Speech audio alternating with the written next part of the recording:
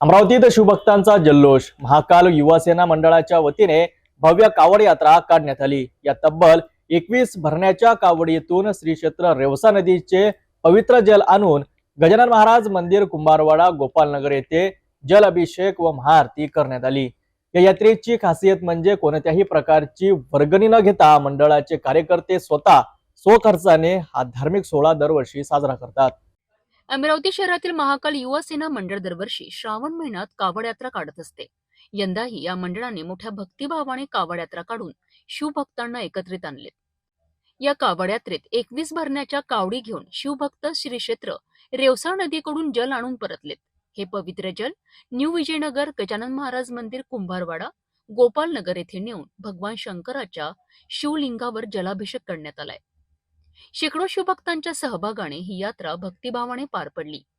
ढोलताशांच्या गजरात हर हर महादेवांच्या घोषात दिंडी व मिरवणुकीच्या थाटामाटात या यात्रेला विशेष रंगत आली।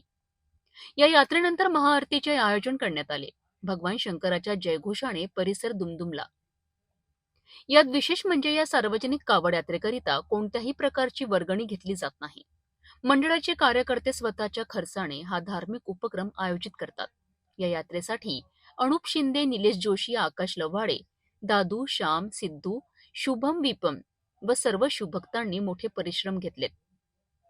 त्यांच्या मेहनतीमुळे ही कावड यात्रा भक्तिमय वातावरणात यशस्वीरित्या संपन्न झाली।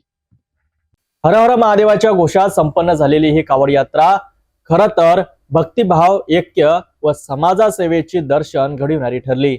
वर्गणीशिवाय स्वतःच्या खर्चाने आयोजन केलेले महाकाल युवा सेना मंडळाचा हा उपक्रम शिवभक्तांसाठी प्रेरणादायी ठरला आहे।